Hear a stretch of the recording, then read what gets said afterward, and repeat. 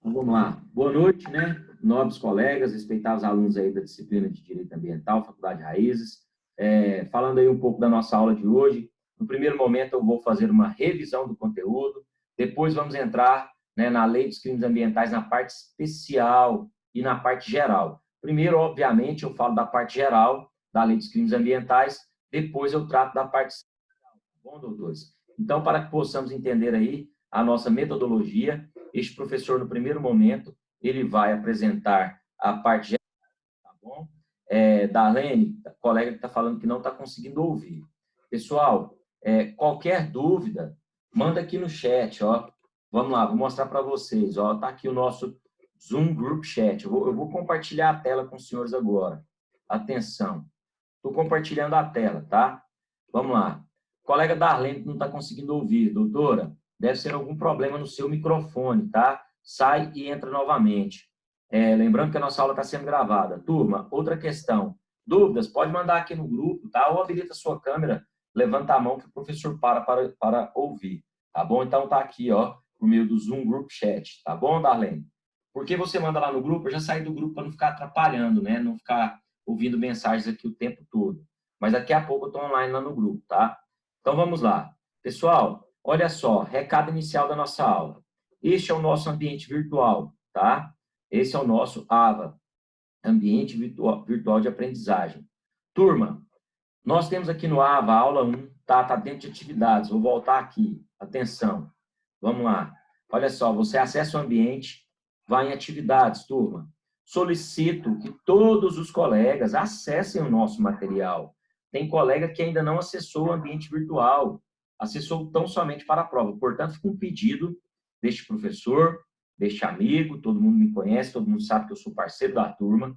Estou solicitando para os senhores, por favor, acessem o nosso material. Está aí aula 1, slides aula 1, síntese da aula 1, que é o nosso resumo, aula 2 e 3 princípios, slides aula 2 e 3, síntese aula 2, síntese da aula 3, aula 4, que é a tutela constitucional do meio ambiente, slides, síntese da aula 4, aula 5, que é o nosso material didático, slides da aula 5, bem como a síntese. Então, acessem. Aqui, ó, todas as nossas aulas, aula de Direito Ambiental, que foi o recado inicial dos dias das nossas aulas, semana 3, semana 5, semana 4, gabarito da prova, né? A devolutiva da primeira VA está aqui também. Então, eu solicito que os colegas acessem o ambiente virtual, tá bom? Então, dando continuidade aí, lembrando que a nossa aula está sendo gravada e este professor vai postar a nossa aula no nosso canal do YouTube, bem como o link aqui no ambiente virtual, como eu sempre tenho feito, tá bom? Então, vamos lá. Olha só, turma, continuando aqui. Eu vou voltar para a tela normal. Acho que a Darlene conseguiu resolver o problema do microfone. Lembrando, eu vou fazer uma breve revisão e depois vou entrar na parte geral da Lei dos Crimes Ambientais, tá certo, meninos? Olha só, vou compartilhar novamente a tela com os senhores para que possamos mostrar aqui, lembrando que eu vou fazer uma revisão. Tá aí, ó. Todo mundo está conseguindo visualizar? Olha aí, turma. Tranquilo? Está conseguindo visualizar aí, Alex? Tiago? Acho que está todo mundo ok. Sim, Consegue visualizar? ok. Olha aí, beleza, bom demais. Turma, lembrando que nós falamos da responsabilidade, estamos tratando das responsabilidades por danos contra o meio ambiente. Já tratamos da responsabilidade administrativa e agora da responsabilidade civil, né? Olha só, turma, lembrando que quando falamos de responsabilidade, esse professor fez alusão ao artigo 14, parágrafo 1º da Política Nacional do Meio Ambiente, que é tópico do nosso próximo encontro, provavelmente, que é a Lei 69.3881. Então, independentemente da existência de culpa, o poluidor, lembrando que o poluidor é pessoa física ou jurídica, né? Agora eu mostro o conceito de direito público ou direito privado, que direto ou indiretamente gerar dano contra o meio ambiente, ou provocar ou causar dano ambiental, será obrigado a reparar esse dano independentemente da existência de culpa. Então, doutores, falamos também, quando tratamos da responsabilidade administrativa, civil e penal, eu estou tratando da tríplice penalização. Olha aí o parágrafo 3º do artigo 225. As condutas e atividades consideradas lesivas ao meio ambiente sujeitarão os infratores, pessoas físicas ou jurídicas. Lembrando que tanto pessoa física como pessoa jurídica, né, responderá por crime ambiental. As sanções penais e administrativas, independentemente da obrigação de reparar o dano, que nada mais é do que a nossa responsabilidade civil, tá bom? Em um determinado momento, uma determinada prova, um acadêmico errou essa questão que caiu no exame da ordem. porque ele não conseguiu realizar o link entre, independentemente da obrigação de reparar o dano, com a responsabilidade civil. Quando eu falo independentemente da obrigação de reparar o dano, eu estou tratando de responsabilidade civil por dano ambiental, né, doutores? Falamos aí da responsabilidade administrativa, né, que é o poder de polícia ambiental, não nos esqueçamos, o dever do Estado, né? Olha o princípio do limite. O Estado tem o dever de limitar as ações particulares em face do meio ambiente. Mostramos aí que o artigo 78 do Código Tributário Nacional apresenta, né, o conceito de poder de polícia. Olha aí, os artigos 70 a 76 da Lei dos Crimes Ambientais, que é a Lei 9.605, de 12 de fevereiro de 1998, tá? Olha aí, tá aqui inclusive na nossa tela, Lei 9.605, no seu artigo 70, apresenta o conceito de infração administrativa ambiental. Lembrando que é toda ação ou omissão que viola as regras jurídicas de uso, gozo, promoção e recuperação do meio ambiente. Quem pode apurar, né, essa responsabilidade administrativa? São os órgãos que compõem o SISNAMA, que é o Sistema Nacional do Meio Ambiente, Conselho de Governo, CONAMA, que é o Conselho Nacional do Meio Ambiente, Ministério do Meio Ambiente, IBAMA e CMBio, que são órgãos de execução, Secretarias Estaduais de Meio Ambiente, Secretarias Municipais do Meio Ambiente, né, doutores? Mas eu falo disso em breve com os senhores. Olha aí o artigo 71, lembrando que é revisão da aula passada, tá, doutores? Olha o processo administrativo que caiu na nossa prova. O processo administrativo para apuração da infração ambiental deve observar os prazos máximos. Lembra aí do processo de memorização? 20 dias para apresentar defesa, 30 dias para a autoridade competente julgar, 20 dias para recorrer e 5 dias para pagar, né? É o famoso 20, 30, 25, tá bom? Lembrando que 20 dias para oferecer a defesa ou impugnação é contados da ciência. Os 30 dias que a autoridade competente tem para julgar são contados da lavratura e, atenção, apresentada ou não a defesa, tá, doutores? 20 dias para o infrator recorrer à instância superior e 5 dias para pagamentos, contado da data de recebimento da notificação, obviamente que se esse recurso não der certo. Continuando ainda, a súmula 467 diz que prescreve em 5 anos, né, o prazo para a pretensão da administração pública promover a execução da multa. Lembrando que é a partir do término do processo administrativo, tá? Olha aí, turma, artigo 72 são as infrações, né?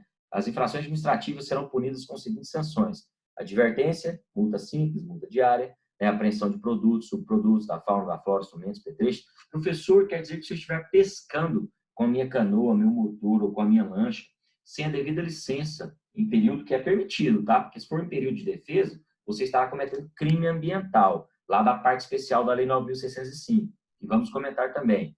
Atenção, se for período permitido, e se você não possui a devida licença, pode a autoridade competente, né, apreender a sua canoa, a sua lancha? Pode, está cometendo infração administrativa, ambiental, né? Destruição e utilização de produtos, suspensão de venda e fabricação de produto, embargo de obra, demolição de obra e suspensão parcial total de atividades.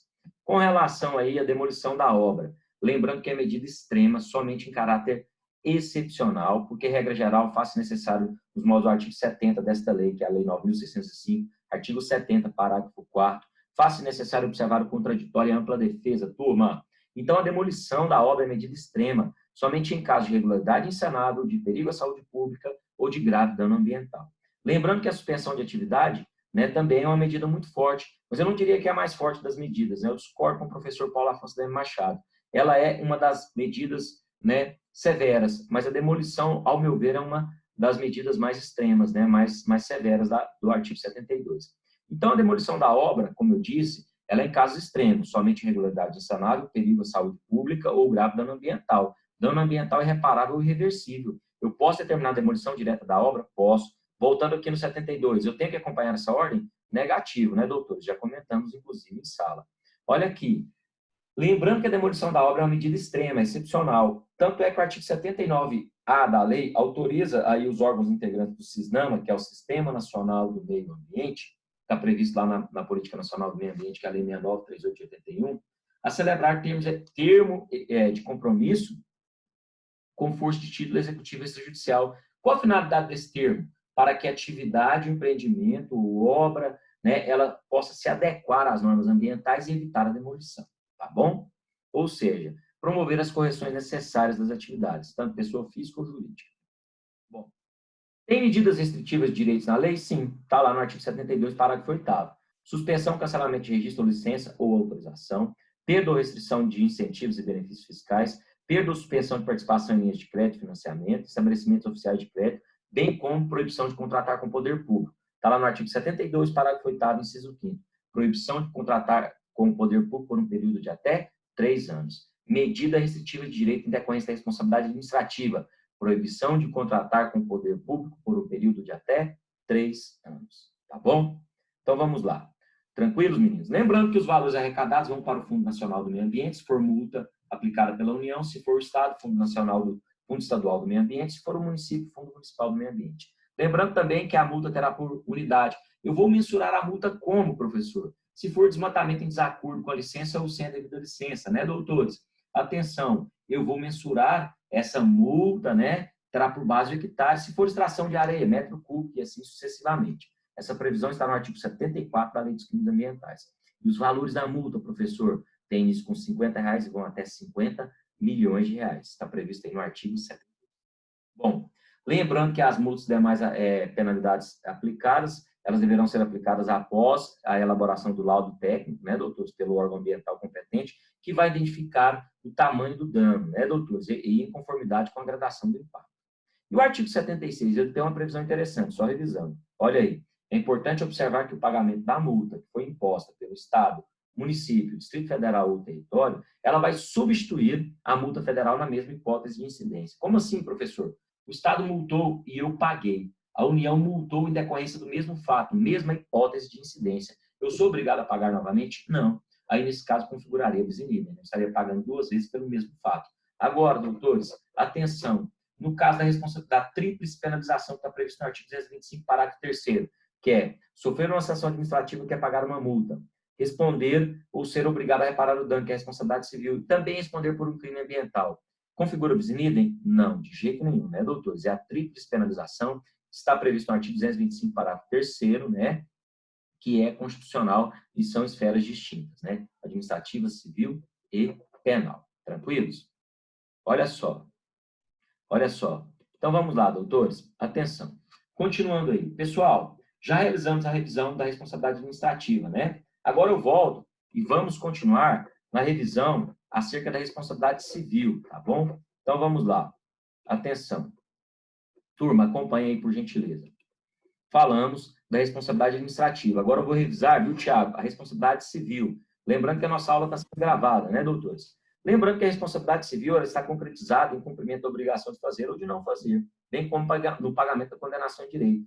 Meninos, doutores, qual o princípio que é a base da responsabilidade civil por dano ambiental? Está aí, poluidor-pagador, né? Ele é o lastro, pois o poluidor-pagador, aquele que gerou o dano, tem que sentir no bolso, tem que ser obrigado a reparar ou indenizar. Pode ser obrigado, quando eu falo poluidor, olha aqui o conceito, meninos, está na Política Nacional do Meio Ambiente, no artigo 3º, que é a Lei 69.3881. Quem é o poluidor? É a pessoa física ou jurídica, de direito público ou de direito privado, responsável direta ou indiretamente por atividade causadora de degradação ambiental.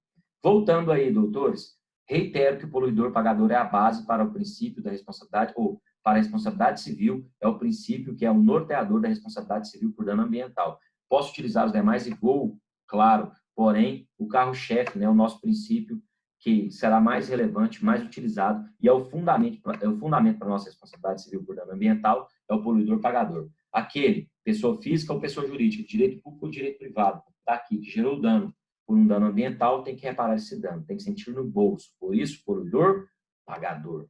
Turma, e os bens ambientais, né? O dano ambiental, esses recursos ambientais, também está previsto no artigo 3º, lá no inciso 5, olha aí. São a atmosfera, as águas interiores, superficiais e subterrâneas, os estuários, o mar territorial, o solo, o subsolo, os elementos da biosfera, a fauna e a flora. Tá bom? Continuando, doutores, lembrando que o artigo 14, viu, é a base legal da responsabilidade civil por dano ambiental. Artigo 14 da Política Nacional do Meio Ambiente, que é a Lei 69.3881.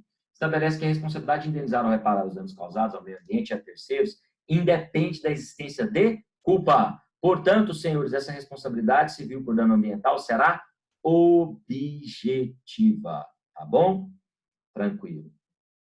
Olha aí, em relação ao dever de indenizar, o artigo 4º da Política Nacional do Meio Ambiente também traz previsão, o artigo 927 do Código Civil, o artigo 21, inciso 23, a linha D, que fala da responsabilidade por danos nucleares, que também será, né, objetiva, tá bom, doutores? Dando continuidade aí, né, pessoal? Lembrando que nós estamos fazendo a nossa revisão. Replicando aí o professor Milaré, responsabilidade civil objetiva por dano ambiental. Responsabilidade por dano ambiental, estamos falando da responsabilidade civil, ela será objetiva, ela independe da existência de culpa. Olha o que o professor nos ensina. Ela afasta a investigação e a discussão de culpa, mas não prescinde do nexo causal, não deixa de lado o nexo causal. Turma, o nexo de causalidade é primordial, é fundamental. Eu vou afastar, não me importa se a responsabilidade é civil por dano ambiental, né? Ela é objetiva. Eu não vou discutir a culpa. Pouco importa se houve ou não culpa, se houve ou não a culpa daquilo que gerou o dano. Porém, comprovar o nexo de causalidade entre a minha ação e o dano é primordial, é fundamental. Tá bom, doutores? Continuando. Temos ainda, né, falando na aula passada, a teoria do risco criado e a teoria que adotamos, né, que é a teoria para a responsabilidade civil fundada na teoria do risco integral. Então, doutores, a adoção dessa teoria do risco integral, da qual decorre a responsabilidade objetiva, traz consequências principais. Ela é uma teoria forte, tá? É uma teoria, a teoria do risco integral é protetiva para o meio ambiente. Por quê? Eu não olha aí a letra A. Eu pouco importa se houve culpa. Eu não vou investigar se houve ou não a culpa. Ela é prescindível, tá? Por quê? Porque se houve nexo de causalidade entre a minha ação e o dano, eu sou obrigado a reparar, independentemente da existência de culpa. Não interessa se a atividade é lícita ou ilícita. Lembrando que estamos replicando em nosso professor Edson. E no caso da teoria civil, na responsabilidade civil fundada na teoria do risco integral, que adotamos e acompanhamos, né? A inaplicação das causas de exclusão da responsabilidade civil, tá? Ou seja, olha aí, doutores, é inaplicável o caso fortuito, a força maior, o fato terceiro, bem como a invocação de cláusula de não indenizar. A licitude da atividade não interessa, pode ser lícita ou ilícita. Se a minha atividade é ilícita e gerou dano, eu sou obrigado a reparar do mesmo jeito, tá bom? Bem como se houve ou não a culpa, né? Portanto, a responsabilidade é objetiva, fundada na teoria do risco integral. E eu não vou, obviamente, né, eu vou deixar de lado as excludentes de responsabilidade, quais sejam, caso fortuito, força maior, fato terceiro e cláusula de não indenizar, que já explicamos na aula passada. Portanto, a nossa teoria ou a nossa responsabilidade civil por dano ambiental, que é objetiva, será fundada, lastreada, pautada na teoria do risco integral. Bom, não nos esqueçamos que o nexo causal é primordial. Faço alusão ao artigo 38, parágrafo 4º da Lei 2.651 de 2012, que é o Código Florestal Brasileiro. Bom, e a responsabilidade civil do Estado no caso de omissão? Acompanhamos a corrente que entende que essa responsabilidade será subjetiva. Por quê? Já expliquei na aula passada. Se eu aplicar a responsabilidade civil objetiva para o Estado no caso de omissão, eu retiro a responsabilidade das costas do particular e jogo nas costas do Estado. Se eu aplico a responsabilidade civil, olha aí, subjetiva, olha só, o Estado tem responsabilidade solidária. Claro, todos são responsáveis, todos têm o dever de proteger o meio ambiente. Artigo 225 da Carta Maior da nossa Constituição Federal, né, da nossa Lei Maior, da Carta Magna. Olha só, a responsabilidade é solidária. Porém, a responsabilidade civil do Estado, no caso de omissão, deixou de fiscalizar e ocorreu o dano, ela é solidária. Contudo, a execução ela é subsidiária. Primeiro, eu obrigo o particular a reparar o dano. Se ele não reparar, eu obrigo o poder público que foi omisso. Portanto, este professor acompanha a corrente que entende que a responsabilidade civil do Estado, no caso de omissão, será subjetiva. Bom, vamos lá. Agora, doutores, nós vamos entrar aí no estudo da responsabilidade penal, tá? Vou mostrar só aqui esse primeiro slide e depois eu volto para a nossa tela. Agora, turma, nós vamos falar da Lei 9.605, já continuando, né? Já trabalhamos aí a responsabilidade administrativa, que vai do 70 até o artigo 76. Citamos aí alguns crimes da parte especial, por exemplo, crime de pesca. E agora vamos entrar na parte geral. Lembrando que a Lei dos Crimes Ambientais, turma, foi regulamentada por meio, né, do Decreto 6.514 de 2008. O artigo 2º ao 28 trata das disposições gerais. E os crimes em espécie vão do artigo 29 até o 69A. Vou tirar aqui da tela, tá bom? Vamos voltar aqui para a nossa aula. Então, turma, vamos lá. E agora eu mostro, né, a letra da lei, vamos discutir, vamos trabalhar de uma forma bem interessante. Turma, quando falamos de lei dos crimes ambientais, em relação à tipicidade, né, quando tratamos de meio ambiente, lembrando que ele é holístico e sistêmico, né, então vai dificultar, doutores, sem sombra de dúvida, sobremaneira, o desenho dos tipos penais destinados a tutelar o meio ambiente, né? Então, o que acontece? Portanto, a tipicidade com relação aos danos ambientais é um dos grandes problemas que a lei enfrentou. A lei, em vários momentos, busca conceitos em outros ramos do conhecimento para que ela possa tutelar, né, o bem maior, que é o bem da vida, que é o meio ambiente. Olha só, turma, o elemento subjetivo. Nós vamos, sem sombra de dúvida, no caso da responsabilidade penal por dano ambiental, falamos administrativa, da civil, agora a penal. Nós vamos aplicar a responsabilidade subjetiva. Estamos falando de crime. Estamos tratando da Lei 9.605 de legislação penal especial. Tá bom? Tá bom, turma? Então, olha só. Inclusive, o artigo 2º fala que faça necessário analisar a culpabilidade do agente. E o bem jurídico tutelado, obviamente, né, doutores? É o bem jurídico ambiental, que é essencial à sadia qualidade de vida. E quem é o sujeito ativo, no caso do crime ambiental, e o sujeito passivo? Regra geral, os crimes ambientais são comuns, eles podem ser, qualquer pessoa pode cometer, tanto pessoa física quanto pessoa jurídica. E quem é o sujeito passivo? Quem é o titular desse bem ambiental? Obviamente que é a coletividade, né, doutores? Esse direito ao meio ambiente ecologicamente é um direito de todos. Portanto, a lei visa tutelar o meio ambiente, visa proteger os recursos naturais, tá bom? Lembrando que a responsabilidade penal por dano ambiental, ela será subjetiva. Tá bom? Eu vou analisar a culpabilidade do agente. Estou tratando de legislação penal especial de crimes ambientais. Vamos lá, doutores? Vamos realizar aí um passeio com relação à nossa lei dos crimes ambientais. Deixa eu compartilhar a tela com os senhores aqui e vamos lá na lei. Olha aí, quando eu digo para os senhores que a responsabilidade civil por dano ambiental é objetiva, no caso da responsabilidade penal, ela será subjetiva. Olha o que diz o artigo 2º aqui, acompanhe. Olha só, a tela está muito grande, né? Ah, agora ficou bacana. Mas aí os senhores não estão... Deixa eu diminuir um pouco. Aí, melhorou. Turma, acompanhem aqui. Olha só.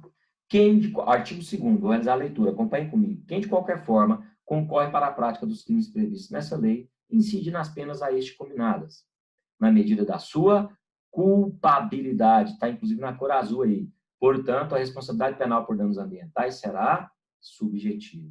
Bem como o diretor, o administrador, o membro do conselho do órgão técnico, o auditor, o gerente, o preposto, o mandatário da pessoa jurídica, que, atenção, inclusive gerente, preposto e mandatário da pessoa jurídica, que, sabendo da conduta criminosa de outrem, deixar de impedir a sua prática quando podia agir para evitá-la. Olha só, atenção, turma, como regra, os crimes ambientais podem ser cometidos por pessoa física ou pessoa jurídica, né? Portanto, são crimes comuns. Existem crimes próprios na lei? Sim, artigo 66 e 67, que somente funcionário público poderá cometer, somente servidor público, tá bom? São crimes próprios, mas, regra geral, são crimes comuns. Inclusive, está aqui, ó, na parte final do artigo 2º, aquela pessoa estritamente ligada à pessoa jurídica, né? Que, neste caso, essa lei, ela estabelece, a lei estabelece a hipótese de relevância. Olha aí, aquele mandatário, preposto, gerente, responsável pela pessoa jurídica, que tomou conhecimento de crime ambiental, né, que está cometendo crime ambiental, né, dentro ou, obviamente, nas atividades ligadas às pessoas jurídicas, e deixar de impedir a sua prática, vai responder por essa omissão, tá bom? Então, vamos lá. Como regra, os crimes ambientais são comuns. Quem pode cometer crime ambiental? Pessoa física ou pessoa jurídica, e aquele responsável pela pessoa jurídica que tomou o conhecimento e nada fez, foi omisso, tá bom? E a lei também estabeleceu aqui no artigo 3º, logo abaixo, que as pessoas jurídicas poderão cometer crime ambiental. Olha só, bem como o artigo 225, parágrafo 3º. As pessoas jurídicas serão responsabilizadas administrativa, civil e penalmente. Olha a tríplice penalização aí novamente.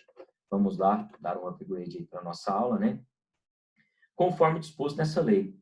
Nos casos em que a infração seja cometida por decisão de seu representante legal ou contratual ou de seu órgão colegiado, no interesse ou benefício de sua entidade. Portanto, pessoa jurídica pode cometer crime ambiental? Sim. É constitucional, turma? Sim. Tá? Vamos lá. Teoria da ficção. Para a teoria da ficção, vou explicar agora. Quem defende no Brasil é o professor Miguel Reale Júnior. Para a teoria da ficção, que foi idealizada por Savigny, a pessoa física ou a pessoa jurídica não possui vontade própria, portanto, ela não pode delinquir. Porém, adotamos a teoria organicista, tá certo? Que essa teoria organicista ou da realidade foi idealizada pelo alemão, né? Foi idealizada na Alemanha por Otto Gerscht. Atenção, teoria da realidade organicista. A pessoa física não se confunde com a pessoa jurídica, portanto, ela pode delinquir, portanto, ela pode cometer crimes. Tá? Lastreada também aqui no artigo 3º, bem como no artigo 225, parágrafo 3º da Constituição Federal. Pessoa jurídica pode cometer crimes. É constitucional. Turma, continuando. Parágrafo único, né, doutores? Ele adotou a teoria, o sistema da dupla imputação ou coautoria necessária. Quer dizer o quê? A responsabilidade das pessoas jurídicas não exclui das pessoas físicas, autoras, coautoras ou partícipes do mesmo fato. Tá bom? Tranquilos? Continuando aí, turma. Olha o artigo 4º. Turma, o artigo 4º, ele trata da desconsideração da pessoa jurídica sempre que a sua personalidade for um obstáculo ao ressarcimento de prejuízos causados à qualidade do meio ambiente. Turma, essa desconsideração do artigo 4º, ela é temporária. Eu desconsidero a personalidade da pessoa jurídica, alcanço o patrimônio e reparo o dano. É diferente, tá bom? É diferente, pessoal. A desconsideração, ela é diferente da pena de liquidação forçada do artigo 24. Eu não acabei de falar que nos moldes do artigo 3º a pessoa jurídica pode cometer crimes? Sim. Então, se a pessoa jurídica pode cometer crimes, doutores, a lei estabeleceu um sistema autônomo para tanto. Ou seja, a lei dos crimes ambientais, lá no seu artigo 21 até o artigo 24, ela tratou da possibilidade da pessoa jurídica poder cometer crimes. E se a pessoa jurídica pode cometer crimes, né, doutores? Obviamente que a lei estabeleceu as penas aplicáveis a ela, que está lá no artigo 21 e vai até o 24, bem como as penas aplicáveis à pessoa natural, à pessoa física. Eu vou aplicar uma pena privativa de liberdade para a pessoa jurídica? De jeito nenhum, né, doutores? Então, vamos lá. Continuando, turma. Poderá ser desconsiderada a pessoa jurídica sempre que, atenção, sempre que a sua personalidade for obstáculo. Eu desconsidero a personalidade da pessoa jurídica, alcanço o patrimônio, reparo o dano e a pessoa jurídica volta a ter a sua vida normal. Professor, atenção, turma. Opa, professor, atenção. Faz o seguinte, me explica melhor. Como essa questão dessa desconsideração, doutores, a desconsideração da personalidade, né, da pessoa jurídica, ela é temporária. Houve confusão patrimonial, vamos fazer alusão, depois dá uma olhada lá no artigo 50 do Código Civil, no artigo 28 do Código de Defesa do Consumidor, que é a Lei 8.078/90, né, que trata também dessa desconsideração. Pessoal, essa desconsideração ela é temporária, que é diferente da liquidação forçada. Lembrando que a lei tratou de forma específica da pessoa jurídica, do artigo 21 até o artigo 24, porque ela pode cometer crimes e ela possui sanções específicas. Tranquilos? Eu vou mostrar para os senhores. Vamos lá. Continuando aqui, doutores, eu vou novamente compartilhar a tela. Olha aí, turma. Lembrando que essa desconsideração ela é temporária. Ocorreu a confusão patrimonial, por exemplo, está impedindo que eu possa reparar os danos ambientais. Olha só, eu aplico o artigo 4º. Poderá ser desconsiderada a pessoa jurídica sempre que a sua personalidade for obstáculo ao ressarcimento de prejuízos causados à qualidade do meio ambiente. Houve ressarcimento dos prejuízos ao meio ambiente? Ponto. A pessoa jurídica continuará com a sua vida normal. Por que eu digo com a sua vida normal? Olha a pena aqui o artigo 21. Artigo 21. Do artigo 21 até o 24, estamos tratando da pessoa jurídica de forma específica. As penas aplicáveis, isolada, cumulativa ou alternativamente às pessoas jurídicas, de acordo com o disposto nesse artigo, são multa, restritiva de direitos e prestação de serviço à comunidade. Eu não vou aplicar, né, turma, pena privativa de liberdade para a pessoa jurídica. Voltando aqui, a liquidação forçada, que é diferente do artigo 4º, que é a desconsideração. Desconsideração é temporária, reparou o dano, né, reparou o prejuízo, houve ressarcimento, a pessoa jurídica continua com a sua vida normal. Olha a liquidação é uma pena. A pessoa jurídica constituída ou utilizada preponderantemente com o fim de permitir, facilitar ou ocultar a prática de crime definido nessa lei, terá decretada sua liquidação forçada, seu patrimônio será considerado instrumento do crime e, como tal, perdido em favor do Fundo Penitenciário Nacional. Tá bom, turma? Olha só, eu estou falando de um crime. Olha para onde vai todo o patrimônio, vai para o Fundo Penitenciário Nacional. A pessoa jurídica que for constituída ou utilizada preponderantemente com finalidade específica de permitir, facilitar ou ocultar a prática de crime ambiental, definido nessa lei, vai ter decretada sua liquidação forçada. A lei tratou das pessoas físicas e das pessoas jurídicas, né? Da pessoa jurídica de forma específica, essa pena é uma pena de morte. A pessoa jurídica, ela deixa de existir, entre aspas, uma pena de morte, né, turma? É uma liquidação forçada, a pessoa jurídica, ela deixa de existir, tá bom? Inclusive, foi muito criticado esse artigo 24. Mas só mostrando, artigo 24 é uma pena.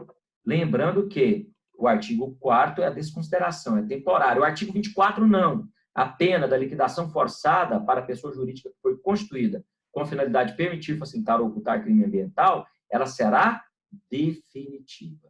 Vamos lá. Turma, e o artigo 6º? Olha aqui, acompanha comigo o artigo 6º. Vamos lá. Olha o que diz o artigo 6º, pessoal. O artigo 6º diz que para a imposição e gradação da penalidade, a autoridade competente observará a gravidade do dano, os antecedentes do infrator e o poderio econômico do infrator no caso de multa. Nobre colegas, eu vou aplicar uma multa de R$1.000 para uma multinacional, para um grande grupo empresarial? Não. A multa, estamos falando lá da responsabilidade administrativa que vai do artigo 70 até o artigo 75, que, inclusive, o valor da multa está lá no artigo 75 da Lei 9.605, que é a Lei dos Crimes Ambientais. O artigo 75 diz que ela tem isso com 50 e vai até 50 milhões de reais. Turma, a multa tem o seu caráter pedagógico e ela deve ser aplicada, tá bom?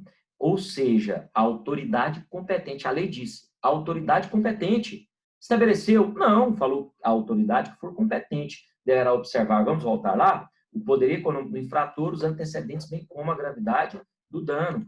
Olha aí, para imposição e gradação da penalidade, a autoridade competente observará a gravidade do fato, tendo em vista os motivos da infração e suas consequências para a saúde pública e para o meio ambiente. 2. Os antecedentes do infrator quanto ao cumprimento da legislação de interesse ambiental. 3. A situação econômica do infrator no caso de multa.